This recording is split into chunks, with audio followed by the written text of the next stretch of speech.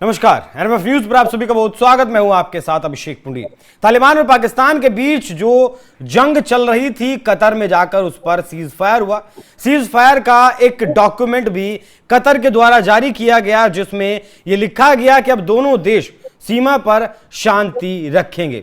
Border शब्द का जिक्र उस डॉक्यूमेंट में किया गया था, जो डूरंड लाइन तालिबान और पाकिस्तान को आपस में बांटती है। लेकिन उस डूरंड लाइन को अफगानिस्तान नहीं मानता, तालिबान नहीं मानता, और वो कहता है कि उसका इलाका और ज्यादा है, मतलब अटक तक का उसका इलाका है और खैबर पख्तूनख्वा में उसका इलाका है।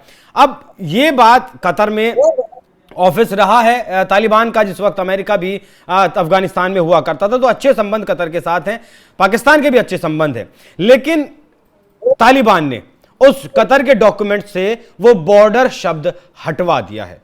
मतलब कतर में ज्यादा चली है तालिबान की और पाकिस्तान की लगभग बेइज्जती हुई है। ऐसे में ये बॉर्डर शब्द क्यों हटाया गया है, क्या इसके मायने हैं और किसकी कतर ज्यादा मानता है, इन सब विषयों पर चर्चा करेंगे। मेरे साथ मौजूद हैं निपुण आलम बयान जी। सर, बहुत स्वागत आपका। सिर्फ एक शब्द हटवाया गया, बॉर्डर।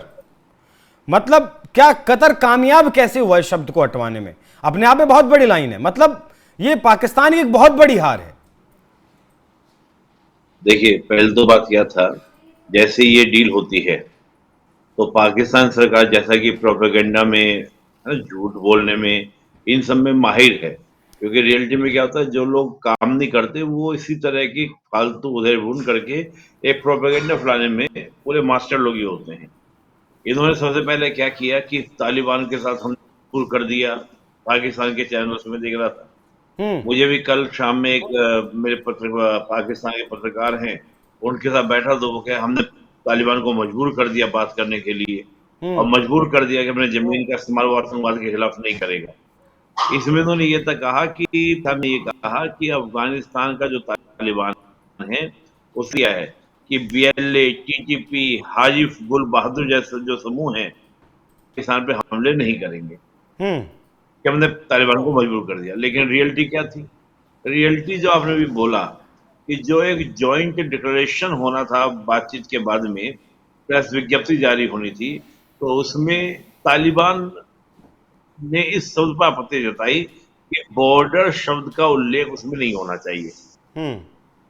आखिरकार हुआ ये कि वो बॉर्डर शब्द हटाया गया और उसके बाद फिर प्रेस विज्ञप्ति जारी की गई दोबारा से। केवल इतना ही नहीं था, बल्कि जो अफगान तालिबान के रिप्रेजेंटेटिव थे उन्होंने भी क्या किया, जो रक्षा मंत्री मुल्ला याकूब जो थे, उन्होंने क्या किया, बाद में जब प्रेस उन्होंने खुद ही कहा, दो बातें बहुत महत्वपूर्ण है। पहली कि हमने बॉर्डर शब्द का उल्लेख कहीं नहीं किया, इसका मतलब हम डोनल लाइन को नहीं मानते। पहला। दूसरा, हमने जो ये बातचीत की है, वो बातचीत हमने जो की है वो पाकिस्तान यूनियन गवर्नमेंट से नहीं की है, बल्कि हमने मिलिट्री एडमिनिस्ट्रेशन से बातचीत की है। मतलब आप सोचिए कि सरकार को तालिबान मानने के लिए तैयार ही नहीं है। मतलब तालिबान ये नहीं कह रहा है कि जो पाकिस्तान की सरकार, जो सिविलियन गवर्नमेंट, शहबाज गुंडा वो सॉरी शरीफ, जो शहबाज शरीफ जो है उसकी सरकार एक सरकार है, वो मिलिट्री गवर्नमेंट को, मिलिट्री को ही क्या मान रहा है, वहां की सरकार मान रहा है। इससे बड़ी बेइज्जती कुछ और नहीं हो सकती किसी देश की। मतलब बात ये है कि कोई हमारे प्रधानमंत्री जी से बात ना करे, बल्कि हमारे सेना के अधिकारी से बात करे, तो ये भारत को स्वीकार होगा? कतई नहीं। कतई नहीं, पहली बात। अब दूसरी बात, जो बॉर्डर की बात आपने पूछी, मैं उस पर आपको रिप्लाई कर दूं। देखिए, पाकिस्तान और अफगानिस्तान के बीच में खींची गई है डोनल लाइन। 1893 में ये लाइन खींची गई थी ब्रिटिश के द्वारा। और क्यों खींची गई थी? एक्चुअली क्या है कि जो अफगान, जिसको हम लोग बोलते हैं अफगान, दूसरा नाम पख्तून, पख्तून या फिर पश्तून या पठान, ये चारों एक ही बात है। अफगान, पश्तून, पठान और पाक पख्तून, ये चारों एक ही बात है।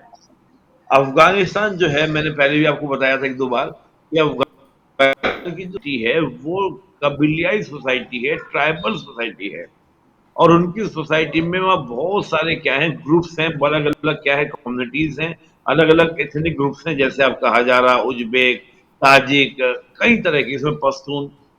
सबसे ज्यादा जो वहां पर डोमिनेट कम्युनिटी है वो पश्तूनों की कम्युनिटी है। हम्म। और पश्तून का अगर आप देखेंगे तो पश्तून की पूरी बसावट जो है अफगानिस्तान में, वो पूरा बॉर्डर इलाके पर, यानी कि अंदर तो और भी कम्युनिटीज रहती हैं, लेकिन जो पूरा आपका अफगानिस्तान का बॉर्डर है वहां पे आपका पश्तून रहते हैं।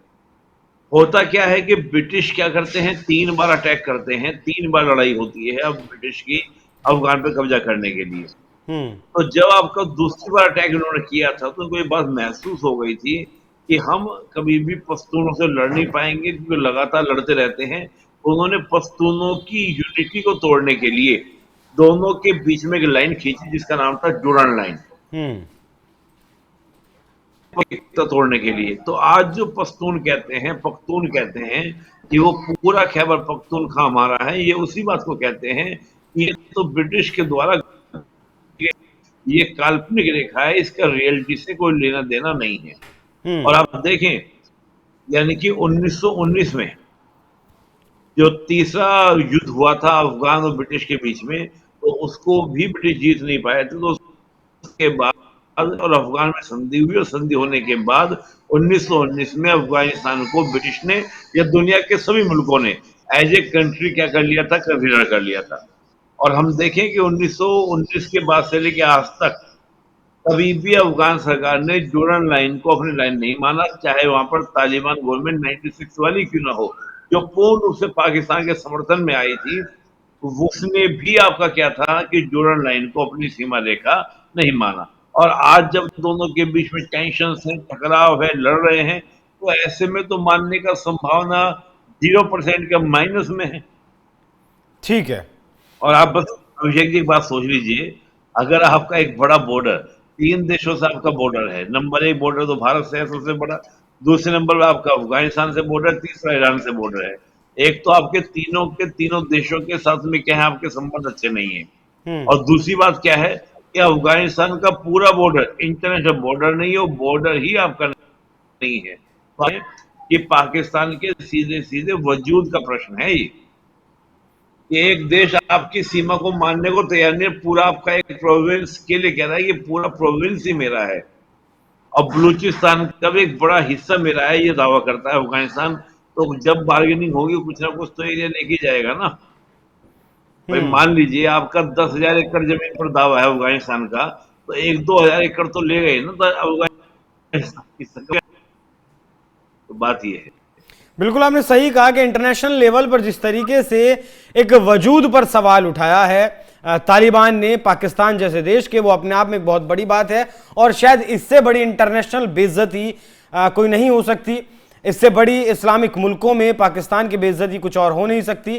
परमाणु हथियार होने के दम पर वो थोड़ी बहुत जो है इज्जत पा लेता था, लेकिन तालिबान ने जिस तरीके से इंटरनेशनल लेवल पर औकात पाकिस्तान को दिखाई है, वो अपने आप में बहुत बड़ी बात है। निपुण सर, बहुत धन्यवाद आपका विस्तार से चर्चा करने के लिए। बाकी दर्शकों, आप लोगों का इस विषय पर क्या राय है? जिस तरीके से वजूद ही लगभग खत्म कर दिया तालिबान ने पाकिस्तान का, अपनी राय हमें कमेंट बॉक्स में जरूर बताइएगा। नमस्कार।